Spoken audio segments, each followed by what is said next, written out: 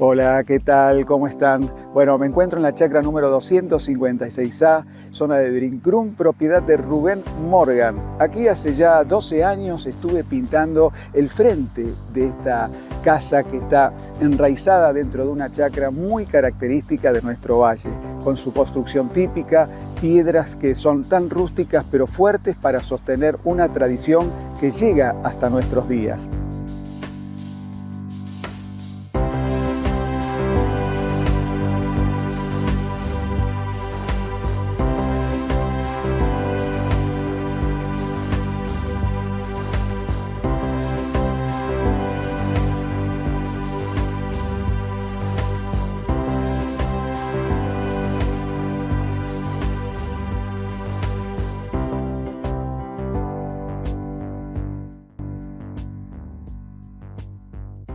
La chacra originalmente fue de Lemuel Astor y después, a los pocos años, después de 1885, pasó a David Pritchard. David Pritchard tenía muchos hijos y mi papá la compró cuando tenía 19 años a la chacra esta a Benjamín Pritchard. Entonces, sí, el arraigo que tenemos con la casa, con la chacra y demás es importante. Y fue la segunda chacra que consiguió mi papá, que compró en ese momento. Él a los 16 compró su primer chacra. O sea, él arrancó de peón a los 12 años con un cuñado, con Alvin Piu, y a los 16 ya pudo comprar su primer chacra. Y ahí siguió trabajando solo siempre, bueno, hasta que llegamos nosotros, ¿no?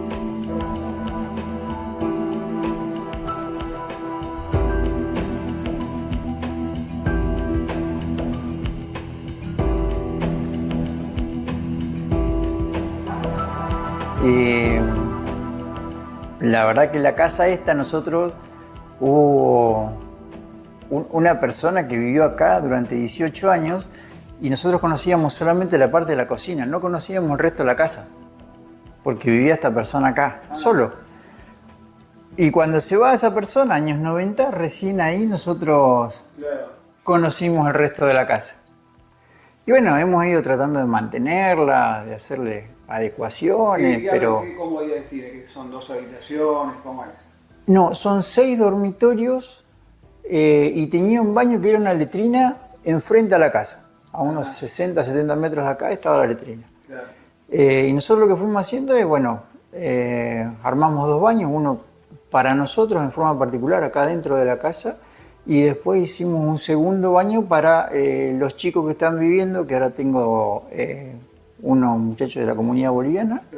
No, aparte de esto, bueno, como te decía, fui a las bases porque hay cosas que yo no lo sé de esta casa, porque la casa original nuestra era Tinewi, que está a 2 kilómetros, que era de la familia Morgan. Sí. La mayoría de las casas en la chacra tenían nombres y de esta no puedo obtener el nombre.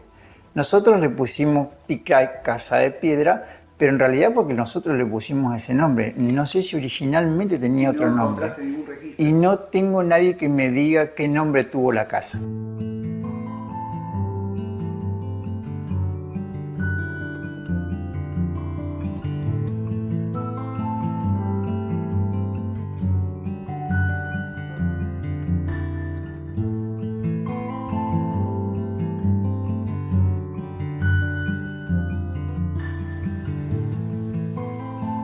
Esas son las sogas de algodón que se conseguían antes, se usaban antes. De esas habían varias acá en la chacra. Pero bueno, se van tirando. Esta es la bomba de agua que se usaba antes desde acá de la chacra. Pero bueno, nosotros pusimos una bomba sumergible, entonces la bomba quedó acá, tirada. Capaz que algún día a alguien le sirva, qué sé yo. Sí, el fogón no se ha modificado en nada. Le hemos hecho mejoras en los bordes porque se fue deteriorando, pero el fogón es exactamente el mismo que estuvo siempre. Y esa palita también es histórica. Sí, la palita, sí. Esa la usábamos nosotros de chiquitos para regar. Acompañamos al viejo, él con su pala grande y nosotros con la pala chiquita. Después, bueno, esta foto es del tractor que mi papá compró 0 kilómetros en el año 78. Sí. Estos somos nosotros trabajando acá en la chacra, haciendo fardos.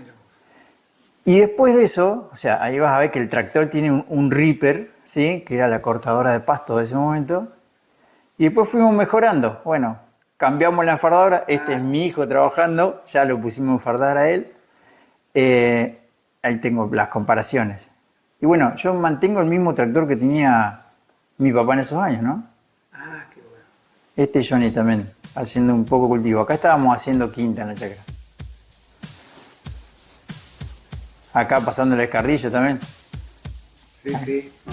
De todo un poco. Sí. Es que la chacra es medio así, hay que hacer de todo un poco. Ahí. La producción de rollo. ¿Pero Acá mucho ya... rollo no? ¿Hiciste mucho o no? No, yo tengo un potrerito de alfalfa de 1 hectárea y media. Y después el resto lo tengo todo alquilado a los chicos estos bolivianos que viven acá con nosotros. Claro. Mira vos. Esta es ya la cortadora nueva, ¿ves? Que ya vamos cambiando los formatos. En una tormenta, esta pared de atrás se cayó, la pared de la casa. Ahí nos dimos cuenta que es una pared de piedra doble. Tiene piedra, barro y piedra de nuevo. Se había caído solo la parte de afuera. Así que lo que hicimos fue restaurarla por completo. Levantamos...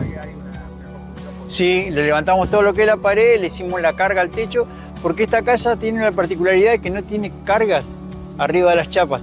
Tiene piedras gigantes arriba de las chapas. Entonces nosotros le hicimos a esa parte y todo lo que es el frente, la carga sobre las chapas. Cortamos el adobe y le hicimos agregado y después, una vez que llegamos a la chapa, sobre la chapa le pusimos la carga de la casa. Entonces nos quedó prolijo y es lo que tenemos que hacer en el galponcito.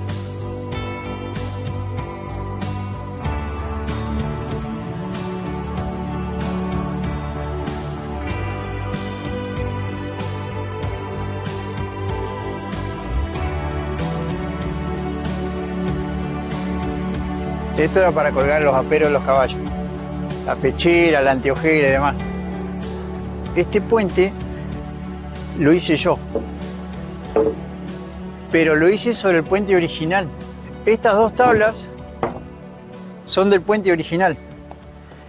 Este era el único puente que había de paso entre lo que era el valle y la parte de la loma.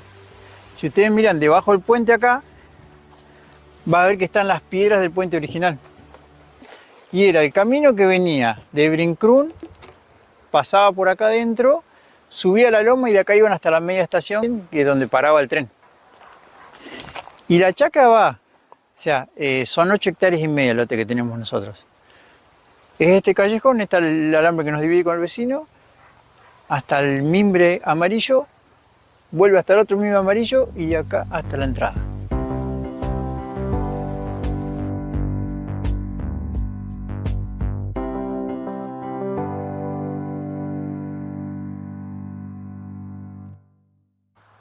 Les cuento además que aquí funcionó una escuela, sí, como oyen, porque en la época de inundaciones, en el siglo pasado, muchos alumnos de la escuela de Brincrún se trasladaban aquí para seguir sus clases y quedaron como vestigios algunas marcas, algunas firmas, algunas cuentas, en fin, ya lo vamos a ir descubriendo a lo largo de esta charla.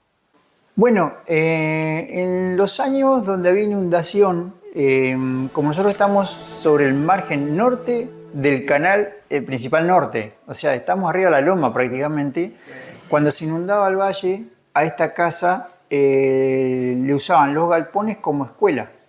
La escuela de Brincrún se trasladaba, que está a 2 kilómetros acá, se trasladaba acá a dar clases. Pero justo en línea recta acá, a 2 kilómetros casi, teníamos la escuela de Brincrún, que ahora creo que están las ruinas solamente. Un poquito más arriba tenemos la capilla de Brincrún, que allá se alcanza a ver el techo verde de la capilla. Entonces, acá se hacía el pan para el té del 28 de julio y de la escuela, o sea, cuando se inundaba el valle, los chicos venían a tomar clase acá. Y acá vamos a encontrar algunas inscripciones. Acá tenemos una cuenta, acá hay una inscripción, acá el nombre completo, Merian Pritchard, y acá tenemos otro más. Acá también inscripciones, Trelew dice. Sí, agosto 1936. Tal vez fue en el tiempo de las inundaciones esto, ¿eh?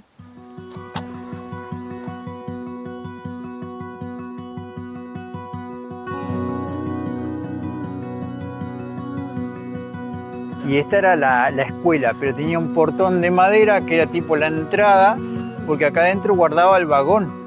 Ben Pritchard guardaba el vagón acá adentro, tenía un coche con esos de paseo con toldo. Y después tuvo un auto, uno de los primeros autos del Valle, me decía que lo tuvo él. No sé a dónde fue a parar. Fue escuela y después garage vendría a ser, ¿no? Y bueno, queda, el techo está original y el piso lo modificamos nosotros. Y acá, esto tiene la misma chimenea, el fogón y el horno a barro. Sale por la misma chimenea, está unificada atrás de esto, de esta pared. Nosotros un día nos pusimos a hacer fuego para probar el fogón ese y no sabíamos por dónde era la chimenea. Hasta que vimos que salía por el mismo lugar que esta. Y arriba tiene una unión de la chimenea, del horno a lo que es el fogón. Así que bueno, acá es donde hacía Mirna, que yo le decía, el pan para la capilla. Hace varios años que no lo usamos igual nosotros, ¿eh? Claro, quedó. Y este se empezó a caer y nosotros lo arreglamos un poco, le pusimos... Porque como todo, si lo dejábamos se caía del todo. Ese alambre divide las chacras. Esa es la casa de Rubén Loy y esta es la casa nuestra. Esa casa es toda de adobe y él la revistió toda con cemento. Le hizo todo revoque a la casa.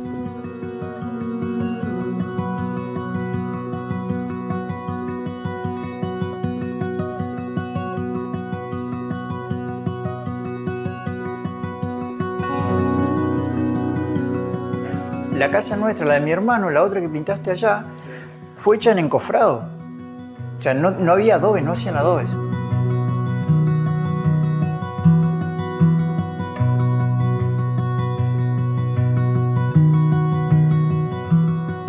Y armaban encofrados. Iban armando 2 casas a la par. Entonces hacían una casa, por ejemplo, que era la de mi abuelo, y otra casa, bisabuelo, perdón, Edward Morgan, y otra que era de Thomas Morgan, que estaba en la rinconada contra el río, ya del lado del Avon. Hacían encofrado, tiraban barro adentro. Las primeras 3 habitaciones de Tinehue están hechas solamente de barro. Después ya ves construcciones en adobe y después ves piedra con adobes arriba, que esta tiene una parte que es de piedra con adobes arriba, y después ves solamente piedra. O sea, como que fueron cambiando la forma de construcción de las casas. Y era increíble. Nosotros un día, mi papá quería reparar lo que era el borde de la casa porque se estaba comiendo, digamos. Y dice, fíjate, llegaste hasta el adobe, le dice al albañil, y revocalo para afuera. Sí. Y el albañil pasó de lado a lado por abajo de la ventana del comedor porque no encontró el adobe. Claro, era encofrado, jamás tuvo un adobe esa casa. Y lo que tenía característico de esa casa que eran 3 habitaciones bajas, petizas. Después el resto de la casa estaba hecha como esta, ya con habitaciones altas, el piso era de madera flotante porque abajo tienen tirantes. Los primeros pisos allá no, eran madera pegada al piso. Entonces fueron mutando la forma y la construcción.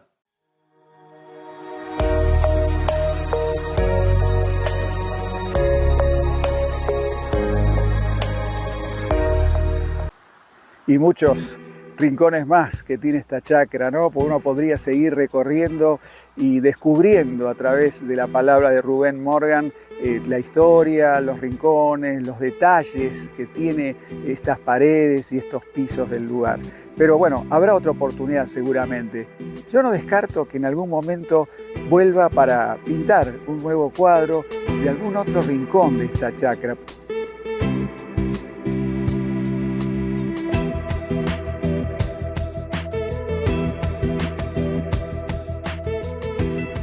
Bueno, de eso se trata, de encontrar dentro de estos espacios algún tipo de marco de representación que encierra sus límites, ¿no?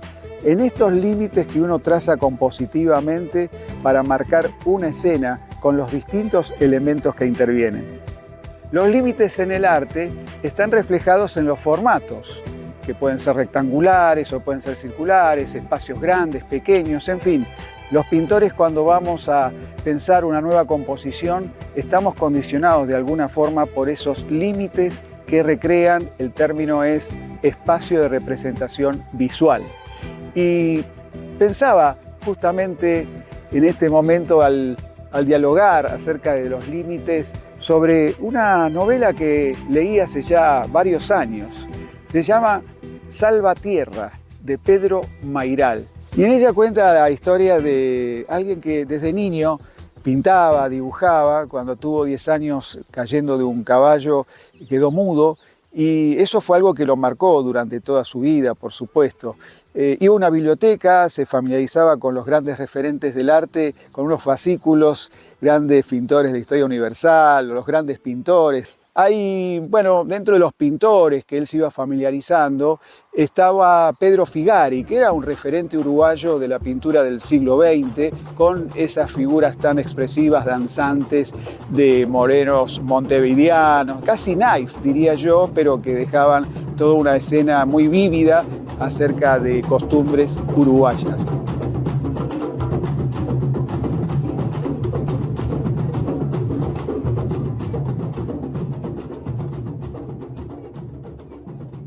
Otra referencia pictórica que yo caprichosamente la asocio, no creo que sea este el motivo, ¿no? Pero personalmente como lector, digamos, me tomo esa libertad. Me acuerdo de Cándido López, que estuvo combatiendo en la guerra de la Triple Alianza, en la guerra del Paraguay, como conocemos trágicamente, donde murieron miles y miles de personas de ambos bandos, de todos los bandos, porque participó Brasil, Uruguay, Paraguay y Argentina.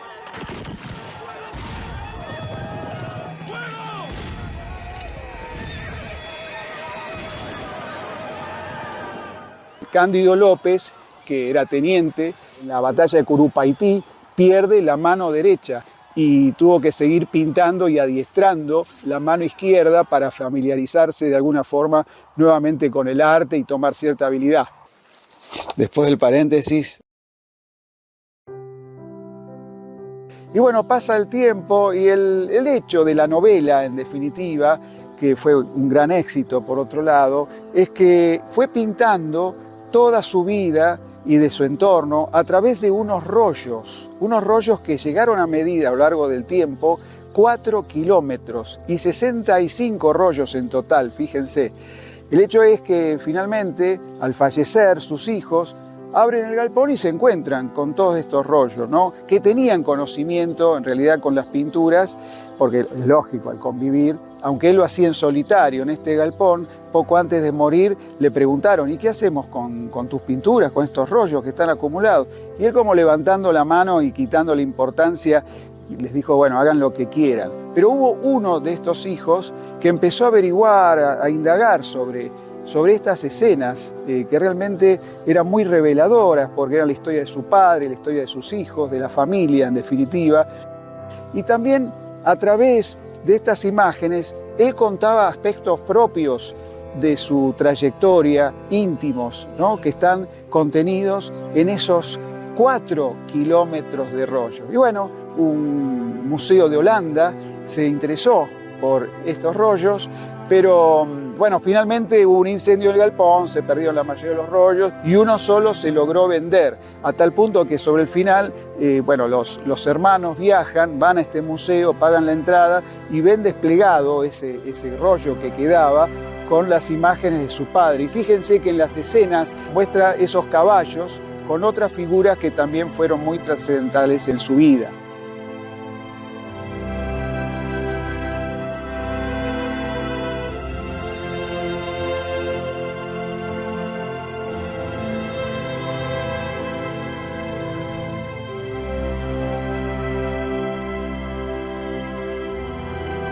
Con estas últimas luces en una chacra de Brinkrum, ustedes se preguntarán: y bueno, ¿y por qué está hablando de esta novela? Una metáfora de este hombre que pinta toda su vida. Y es esto de que uno, cuando compone, en realidad siempre busca límites. El arte trata de reflejar a través de esos límites y del paso del tiempo estas proporciones que también forman parte de la composición visual.